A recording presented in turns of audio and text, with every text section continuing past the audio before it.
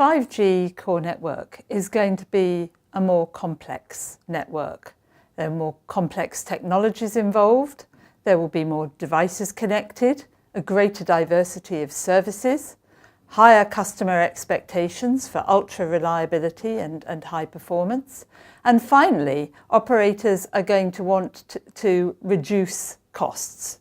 Having to deal with all these things at the same time, all these almost conflicting. So for this, they are really going to need automation. And I think operators need to start planning for automation with the vision in mind of this zero-touch, totally autonomously driving network, a network that can drive itself, can heal itself, can scale itself. But that's the vision. Huawei has defined 5 steps towards that vision from where most of the operators are today. I think today we're having to take that step by step, and it's good to have a defined vision of the steps to take to get there.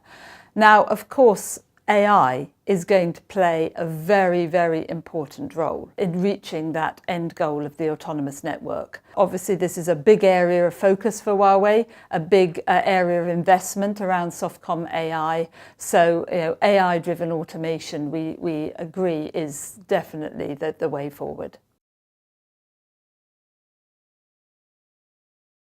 The cloud core network, the converged 5G core network, is going to be a service-based architecture network, small pieces of software that need to be very dynamically orchestrated.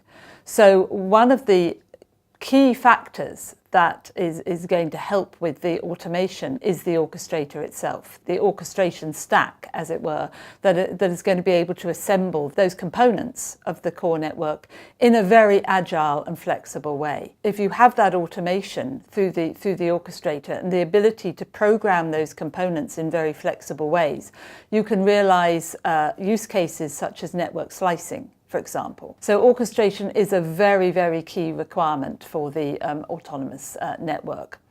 And I think the second major factor is really around the automation and the management, the ongoing operations and maintenance and management of those core network components as network elements. So really, what you need to upgrade them, you need to maintain them, you need to stream the data from them, you need to configure them, and all that needs to be automated.